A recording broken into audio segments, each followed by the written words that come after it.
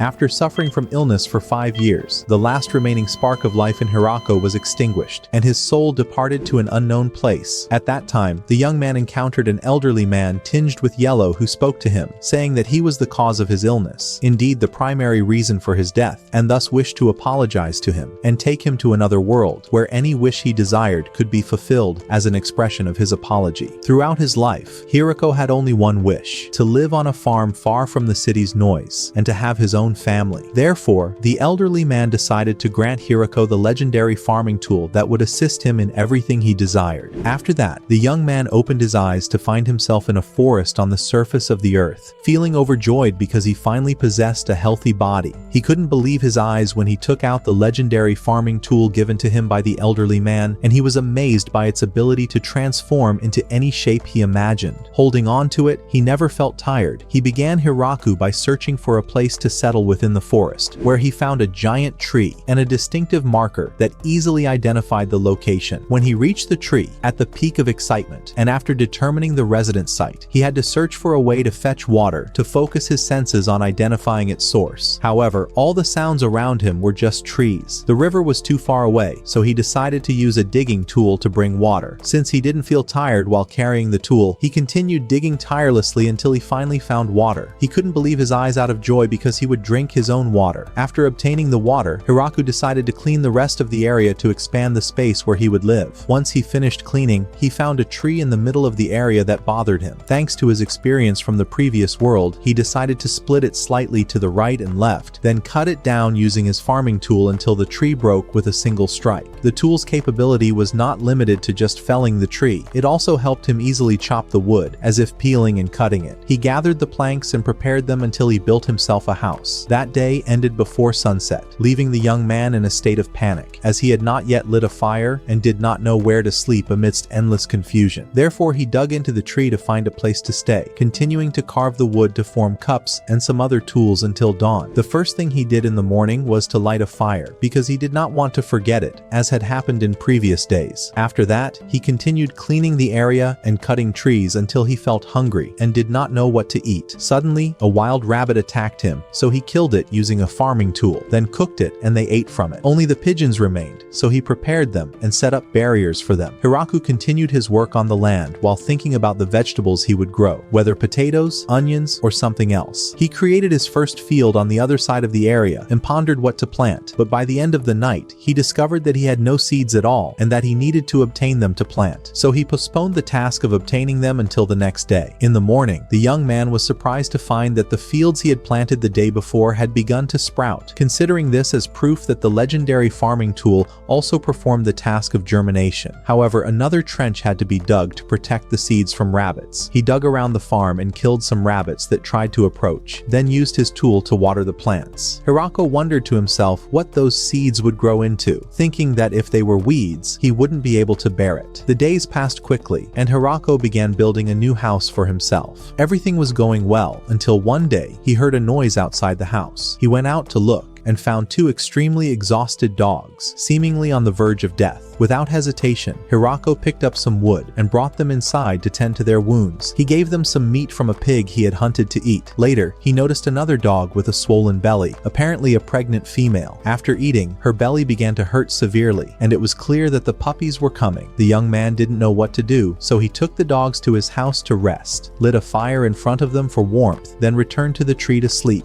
as the unlucky one is said to do. The next day, Hirako checked on the dogs and found they had given birth to 4 puppies. He rejoiced with joy and brought them a piece of meat to celebrate the mother's well-being. The days passed happily. The puppies grew and thrived, and Hirako continued building his second house. Meanwhile, the seeds began to sprout, and he was overjoyed when he turned his tool into scissors to harvest tomatoes. Then he realized everything. He had imagined those scenes in his mind while planting, and thanks to the tool in his hand, everything bloomed faster than any other crop. It was the tool known as the legendary farming tool. And so, Hirako's first month in the forest came to an end. Though exhaustion was evident on him, he was at the peak of happiness. His life continued steadily, and he learned many lessons during this time. like how to prevent potatoes from spoiling by burying them in the soil longer. And he also discovered the secrets of tree growth and their life cycles. Then he went outside his residence to plant some fruit trees for sweetness, and life was smiling at him as he played with the dogs he had raised. Everything was fine until winter arrived, and he began to think about how to cope with it. He imagined making a jacket from rabbit skins, but it didn't work out due to the foul smell, so he wondered what his true purpose was. Meanwhile, something called Zabuton appeared, a mythical spider who knew how to weave fabrics. The dogs had brought it along, and Hirako was overjoyed. The spider made some clothes, jackets, and heating items for him, easing his heart, and the winter passed peacefully. While Hirako sat inside sheltering from the cold, he often felt he missed someone to talk to and share his achievements with, so he pleaded with God to bless him with someone to live happily with. A few days later, the dogs found a small puppy in the forest. They took care of it and cried over it. Hirako always turned to help the girl, but she attacked him. She began to suck a little of his blood, and her appearance changed as she grew. Hirako didn't understand what was happening or the reason behind it, so the dogs had to hit her until she ran out of energy and returned to her small size again. Hirako approached her and asked, "Are you an enemy or not?" The girl apologized, saying, "I'm sorry. I was just passing by and tried to joke around with the dogs a little, but they hit me, as you saw." Then, in another situation, she offered to suck more of his blood to alleviate her condition and grow. Since Hirako had a healthy body unaffected by the blood, it had no impact on him. By the way, that girl was a vampire, and her name was Meera. After that, Hirako took Meera inside his place, and the girl was astonished. "What are these plants? I've never seen them before. I can't believe my eyes." Then Hirako cut a piece of tomato for her to taste, and it melted into her smile. They spent the day together, with Meera wandering around the garden discovering and recording the plants. As the day ended, Hirako saw her sitting alone, and remembered he was no longer by himself. He approached her and started talking. The girl told him everything, saying she was fleeing the city out of fear from soldiers chasing her. She thanked him for taking care of her the previous day and explained, "I won't burden you. I'll leave tomorrow, so don't be angry." Her words filled him with deep sadness, so he drew near and said, "I don't want to let you go. I want you to stay with me." Raising a cup from his hand, he told her, "I have a request that might seem a bit heavy, but I hope you'll live with me. I don't want to be alone anymore." At that moment, she said to him, "But there are people chasing me, and you might get hurt because of my presence." Hirako replied, "I don't mind. I'll protect you. But I've been used to this solitary life for a long time, and I don't wish to remain alone." The girl replied, "But I am a vampire and you are human." Hirako said to her with a smile, "No problem. I will always take care of you and love you forever." Meera was so happy upon hearing these words that her face turned red, saying, "We agree. We will get married starting today." What a wonderful beginning. The next day, Hirako woke up excited and headed to his farm to work with great energy, his joy indescribable. Meera showed her affection with her bright greetings, elegant as the full moon. Then he said to her, "You are the first human in our village, and your odd number is 30. The girl smiled and said, "What a beautiful 30. They continued working on the farm, and everything was going perfectly. The following day, while everyone was working quietly on the farm, suddenly the alarm bell rang, and Hirako rushed out to look outside. There, he saw another girl tied up by dogs, just like what had happened to Meera before. Hirako was delighted and freed her, then asked, "Who are you, and why have you come here?" The girl introduced herself saying, "My name is Tia, and I am a descendant of the heavens. I came searching for a specific person." She added, "That person was trying to escape, but I saw him in a state of great comfort, so I seized him by force." Then the dogs attacked her again, injuring her on the head. Hirako calmed the situation and took her to his house, making her sit in front of Meera to tell him all the details and reveal the reason for her search for that person. Tia said to him, "Meera blew up one of the kingdom's palaces while conducting some experiment, which is why everyone is chasing her." Meera interrupted, saying, "That was because of a nobleman who kept bothering me to make medicine for him. When I got fed up with his harassment, I blew up his palace, so I came here." Tia asked in surprise, "And what about that thing beside you? Why is it here?" Meera's face turned red as she said, "This is my husband, and I will live here with him." Farah Hirako was so delighted by these words that she felt life had become sweeter and more beautiful than ever before. Then, to ease Meera's embarrassment, she stood up and approached Tia, saying, "What do you think about living here with us? The place is spacious and vast, with everything we need, plus fruits you won't find anywhere else." Since Tia didn't fully understand the conversation, Meera took her on a tour around the farm, introducing her to all the plants and crops, as well as the villagers. Meanwhile, Hirako taught Tia how to chop the cabbage he was serving her, and Tia was overjoyed. He also had her try strawberries for dessert, and it didn't take long before she decided to stay. The next day, Tia noticed the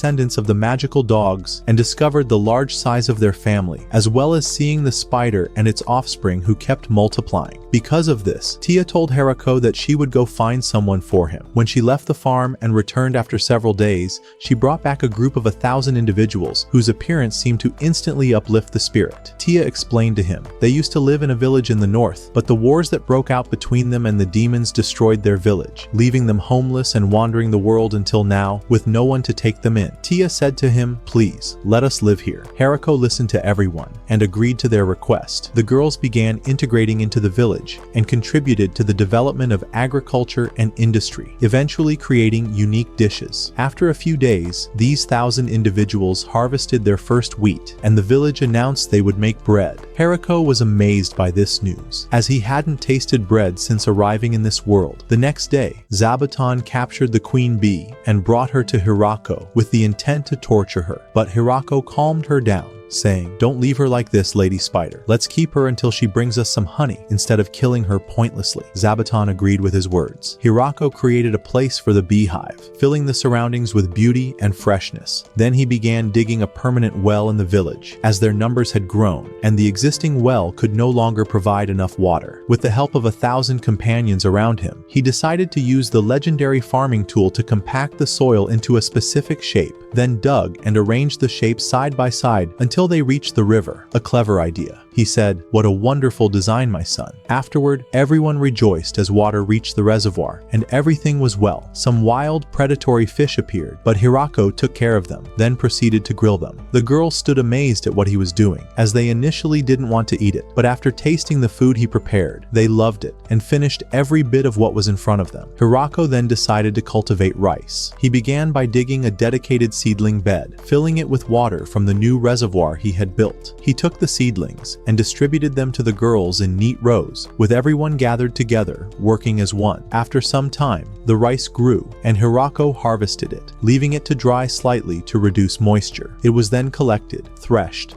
and milled, making the rice ready. Hirako could hardly contain his joy at the sight of the girls, who stood famished while waiting. He told them, just wait a little longer, the food is ready, as he fired up the stove and placed the rice inside. He prepared rice balls and handed them out to the girls. One of them hesitated at first, but ended up trying it and was delighted by the flavor. Stuffed with meat, it was delicious, yet simple. And after all that, life in the village continued. And after they finished farming one time, Hirako saw the girls cleaning themselves with magic after a hard day's work, and he felt sad that he couldn't use it like them. So he set his mind on building a large bathhouse and began designing it, allocating a space for the pool, a place for soap basins and faucets, and so on. The construction was going well, except for the drainage problem that remained to be solved, as the water flowing out of the bathhouse couldn't be allowed to return to the river. For this reason, they decided to bring in small, simple slime creatures that purify the water of any impurities. After several days, more girls from among the 1,000 joined the village, increasing their numbers as they got to know each other and shared their stories. Meanwhile, the largest dog was watching Hirako as he observed the girls growing up around him and began telling them his story, how he met Hirako and arrived here. To avoid being entangled with him, he asked to be called Kiro. Kiro was no ordinary dog. He was one of the most dangerous in the forest. From a young age, he ruled over the woods, and no one dared to challenge him. One day, Kiro encountered females of his kind, winning the heart of one of them and earning her affection in battle. They married, and his wife bore a child, making life seem peaceful. But little did he know what awaited him. A giant combat-class bear appeared, wreaking havoc and striking them down. Miraculously, Kiro escaped, carrying his wife with him until they reached the heart of the forest, where they encountered no dangerous beasts, but instead found a simple man wandering among the trees without hiding, proof that this human was still alive. And when Kiro saw that, he felt an energy emanating from Hiraku's tool and concluded that the man was alive because of it. After that, Hiraku treated the man's wound, and then Kiro's wife was born. From that moment on, Hiraku considered him his leader and agreed to follow his orders in everything. Initially, he was an ordinary person hesitant to take steps, but now, seeing the village expand day by day, the girls realized that their leader was no ordinary person. He seemed to joke with matters in an impressive way. After a while, Alf built a large house for Hiroko, as their previous home had become too cramped for their needs. The old house was spacious, beautiful, and equipped equipped with everything imaginable inside. Hiroko entered the house and explored it, finally feeling triumphant. To celebrate the new home, Hiroko decided to prepare a new dish, the famous Japanese curry. He began gathering the ingredients one by one. First cumin, then coriander, and other spices, and hunted some magical rabbits for meat. He also enlisted one of the girls to help light the stove and carefully placed the ingredients in front of her to assist in keeping track. He stirred the ingredients one after another, then covered the pot to let the curry simmer. He also prepared some baked goods to freshen the cooking aroma, and soon the smell of food spread throughout the place until everyone stood holding their stomachs from hunger. Finally, Hiroko finished preparing the food and distributed it to the girls. The first bite was even more delicious than he had imagined. They ate until the plates were empty, while Hiroko only took a single bite. After celebrating the house, the food, and all those joys, Hiroko noticed that winter had invaded the village, so he began preparing for it and organizing his affairs. He stored firewood in the basement of the house, prepared a place to store vegetables and fruits, and also brought heavy blankets from Zabuton. Everything was in the best condition. As the happy days passed, spring arrived, and Hiroko went out for a stroll with the girls to enjoy the fresh air. Suddenly, they heard an alarm bell. A giant dragon-like monster appeared and attacked them. The girls were terrified, while Hiroko seemed stunned, wondering how to react. The dragon struck with a fiery blow that shattered their defenses in an instant and burned part of the crops. Hiroko rushed forward amidst the panic, thinking, how can I save them without losing everything we've achieved? But he steadied himself and declared, I won't give up. I won't let anyone get hurt. At that moment, the farming tool in his hand transformed into a spear, and he attacked the dragon with all his might, despite the barriers the dragon had erected for defense. No matter how hard the dragon tried to defend, its defenses gradually crumbled until it received a decisive blow that led to its defeat. Under the impact of that devastating blow, the dragon seemed to collapse, and the girls rushed toward its location in awe of their own power, while Hiroko headed to the battlefield, ensuring the houses were safe and unharmed. After calming everyone down, Hiroko said, it's possible we might be attacked again. The girls replied that such attacks were rare, as dragons are creatures difficult to control. Hiroko joked in response, if that's the case, let's make tomorrow a feast where we dine on dragon meat. Laughter spread throughout the house. The next day, as Hiroko gathered ripe grapes to make juice and offer it to the girls as assistants, overwhelming joy filled the place. The village was given a chance to celebrate and line up activities. Meera's sister joined in a reassuring visit to check on them, admiring every detail of the village, its food, and everything it had to offer. Later, the girl went out accompanied by her servants and her sister's servants, declaring, we've decided to live with you. We'll provide 2 cows for milk production and ensure you never miss out on delicious food. Meanwhile, Tia raised her voice, insisting that things be left to her for a while until she could return to organize her affairs. Some of the guards and a few lizard men who had helped with the work joined in, and they were accompanied by a number of companions, until the village grew and its features changed. That same night, Hiroko gathered everyone and announced the need to choose a name for their new village. Many names were suggested, but none pleased anyone until Zabuton said, open the windows, Hiroko. When he did, he was able to glimpse inspiration and declared, we shall name our village the Village of the Great Tree, for it is the foundation upon which all our affairs are built. Everyone agreed on the name, and great joy prevailed, accompanied by a lively celebration where they drank juice and exchanged congratulations. The next day, Zabuton decided to sound the alarm once more, so the guards brought in someone who had attempted to visit the Great Tree Village. This person was an envoy from the Demon Kingdom, coming to negotiate with Hiroko about the taxes imposed on the land, as he carried a welcoming gift with him. Hiroko proposed a deal to the envoy, suggesting that the taxes be only 10% of the annual harvest, an offer that surprised the envoy, but was quickly accepted with the words, well, 10% is the best offer. Both parties signed the contract in agreement, while Hiroko seemed astonished by the deal, feeling it might serve as an inference that the Demon Kingdom recognized him as a sovereign state. In case of any attack, this kingdom would stand by his side, something that outweighed the value of the mentioned 10%. After the contract was finalized, everyone celebrated a successful deal, and it turned out that things had gone well, bringing even more joy to the village. On the other hand, the envoy of the Demon Kingdom sat with his advisors, discussing what he had witnessed there, saying, I was in an extremely terrifying situation. This village is not as the stories tell, but far more dangerous. I met the vampire maiden, Meera, who left the Sky Clan behind, and Tia. Not only that, but I saw soldiers from all corners, countless beasts and wolves, to the point where you couldn't possibly live among them. I was offered a horrifying deal for just 10%, and I couldn't help but agree immediately. They also gave me a gift which I brought with me. We must know the Demon King. On the other side, the person called Rondon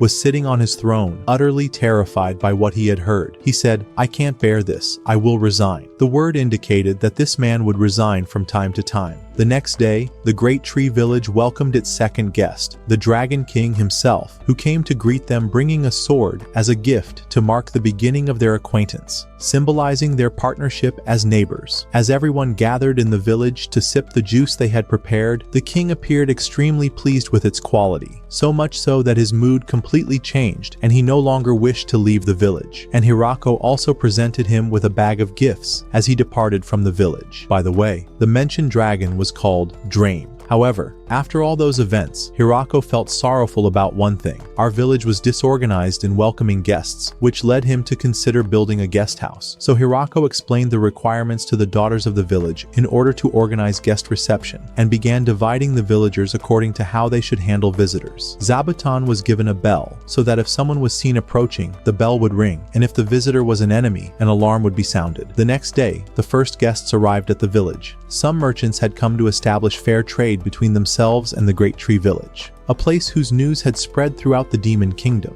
Although the welcome they received was less warm than that given to the Dragon King and other distinguished guests, the girls still greeted them despite their discomfort at the number of followers hiding in the forest, which led to some embarrassment upon discovery. They were then received at the guest house, where the maids carefully arranged everything for them. While everyone was in high spirits, a trade agreement was signed between the village and theirs. They agreed to exchange materials. On their side, they had aluminum and Teflon, and on our side, as it was said, they brought 20 girls from the animal fairness side to help prosper the village, along with sending 3 young children. At the conclusion, Hirako addressed everyone, whispering to himself, "Grow up quickly, for the future of the village now rests in your hands." The next day, the village atmosphere was calm and peaceful, until one of the guards came running to Hirako, terrified, reporting that 2 dangerous beasts were fighting deep in the forest, and if their conflict continued, it would head towards our village. Hirako replied sarcastically, "2 beasts. Let's go see what's going on." The girl led him to their location, and immediately, Hirako transformed his farming tool into a powerful weapon and ordered the girl, "Charge at them." Suddenly,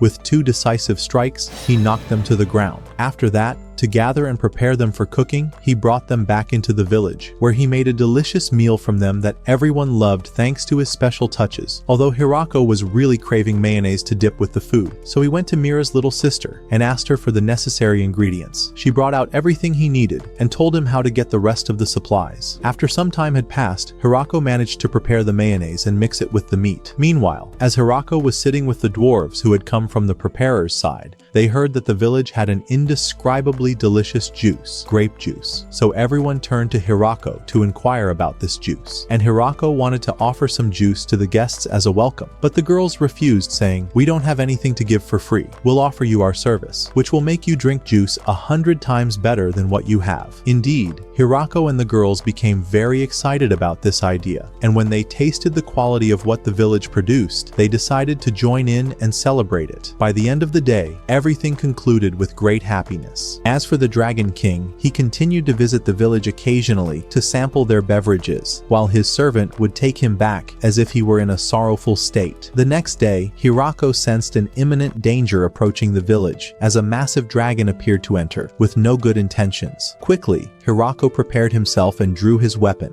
and at a critical moment, the dragon stopped him skillfully. Then, a white dragon emerged behind them, even more ferocious and with no good intentions. Again, Hirako drew his weapon and launched another strike that managed to bring down the dragon, while Drame's servant tried to stop him, saying, "Calm down, it's just a misunderstanding." Chaos escalated in those moments, as this dragon family consisted of his wife and daughter. The father fled at night believing his wife was unfaithful, so they were on their way to take revenge on her. But when they realized the truth and what Drame had been doing, they offered apologies to Hirako for all the noise they had made, so Hirako left them and went on his way. The mother said out of the corner corner of her eye. If it weren't for Zabuton grabbing and pulling her before the weapon reached her, she would be dead now. To avoid the dominance of excessive force, they decided to accompany the village in a certain way. In the mother's gaze, she was thinking of having her daughter join the village to get closer to them and bond with Hirako, but things don't always go as planned. Indeed, Hirako agreed to incorporate her into the village, but that girl was not suited for agricultural work. Her strength was too great to allow her to be a true farmer. Instead, she should take on hospitality duties. Therefore, Hirako appointed her as the head of guest reception, as she possessed great wisdom and eloquence in speech, along with the ability to manage and direct work during times of hardship. The first customer the girl dealt with was an envoy from the Demon Kingdom, who came to request additional apples, as they had become popular among the kingdom's inhabitants. When he saw him, his face turned blue and he said, "Agreed. If you don't want to hand me anything, I'm fine with it, even if it's through the boot." The girl took all the necessary items and explained the details to him. Then the envoy went to his advisors to tell them about what he had seen, saying, "You won't believe what I witnessed. I saw a dragon, and I don't know how he joined them or when it happened, but I'm sure that even if we gathered all the kingdom's forces, we wouldn't be able to confront him." When Randon heard these words, he was very confused and said, "Enough is enough. I've resigned again. Come on, this is the third time I've quit." The next day, the envoy met a girl who told him everything she had seen. He asked her to live in the tree village to study the nature and origins of their power. The girl agreed and traveled to the village of the tree to uncover its details. She met a young woman named Lassie at the village entrance. When the girl saw Lassie, she felt terrified at first, but this was just the beginning. Then the girl entered the village, and one of the guardians came to take Lassie to discuss matters outside the village boundaries. Thus, the girl was left alone to wander the village, recording everything she saw and taking notes on its details. The girl sits and thinks, saying, "All that's left is the mayor, who, according to them, is strong, but I haven't seen him yet." At that moment, Hirako passed by and spoke to her, but the girl kept calling him just an ordinary farmer, without responding or expressing herself. Suddenly, Lassie told her that the girl was surprised by the presence of a weak human here, so Lassie smiled and said, "This is the one who would have destroyed me and my mother on the first day we saw him. He is the village mayor, so be careful when dealing with him." At that moment, the girl realized the extent of her misjudgment and was plunged into utter terror, deciding to respect herself and join the village. And with every encounter with Hirako, she would tremble and speak in a voice flickering with tears, her face revealing everything without softening. The next day, Hirako found one of the slime creatures, as the monster had drunk all the juice in the village without leaving a drop. The girls got angry and began demanding punishment, so he approached them saying, "All right, I'll punish him." They understood that the punishment would be severe, and how I wish I could tell you how he punished him. While Hirako was eating his meal, he said with a smile, "Ah, I really miss seafood." When the girls heard this, they were surprised and said, "You still know how to cook?" He replied, "I only remember the ingredients, and let's see where we can get them." She smiled Lassie and said, "Brother, we have a neighboring country on the border, located on a reliable fishing coast that provides abundant fish. All you need to do is tell me the ingredients, and I will bring them to you with precision." Hirako replied, "Very well." The girl then set off, accompanied by Sarah and one of the lizard men, on a journey that lasted 3 days. Lassie and Sarah returned laden with all the fish Hirako had requested. Not only that, but the city's chief merchant also came to discuss the trade agreement with Hirako. The man was confident, showcasing his status, and agreed with Hirako to become the official merchant of the village, providing anything needed at any time. Hirako gave the chief some goods from their people. Afterward, Lassie went again to escort the chief to receive more goods. The chief was overjoyed, not only because he had struck a successful deal, but also because he had returned to his life after days spent in a state of isolation and danger. One morning, while the president was sitting securely in his office, a guard came to inform him that there were outsiders who wished to meet him. The president replied, "Man, who do you think I've been waiting for like this? Go ahead and give them what they need." As the president was on his way to meet the visitor, he felt a shiver run through his body. It later turned out that the visitor was Sarah, the daughter of the minister of the Kingdom of Devils. She had come to witness the goods in the village and to obtain some of those products. The president presented some goods before them and negotiated with them regarding prices and details. The discussion concluded with a fruitful agreement where the visitor confirmed that he would bring everything required. The president ordered, "Go and bring all the fish from the sea tea, and don't forget to also bring what is needed to clean the fish. As for the rest of your goods, my daughters, I am at your service." While Sarah was speaking with the president, one of the girls cried out with agitated breaths, and Hirako went out with the group to see what was the matter. There, he encountered a dragon standing in front of the village, waiting to strike in the morning, as if the dragon still refused to speak, but instead glared at him with those hostile looks. Hirako was furious, so he quickly grabbed his weapon and hurled it toward the dragon. The weapon struck the ground before the dragon could react, as everyone was surprised to see that the person standing behind the dragon turned out to be Lassie's aunt, Dream's sister, who had come to test the strength of the man she was to marry. It was believed that she would wed him in the household. Hirako argued with his aunt, saying, "Do you mean to marry Lassie?" Dream replied, "Brother, I wasn't joking. You told me everything before, and you also said you wanted to marry her, Mayor. You're not alone." Dream added, "I was just drunk back then, so she told me like that. Let it go." Hirako responded, "All right." Then everyone entered the house to welcome the aunt, who was drinking as if she were a sister to Lassie, and she apologized to them for some of her family's foolish behavior. Meanwhile, in the kingdom of demons, the demon king himself learned that all the dragons had gathered in the tree village. He was astonished and very worried about the situation that threatened his sovereignty, so he began convening with his 3 ministers, even though their numbers had dwindled, perhaps due to the ongoing resignation of Randen.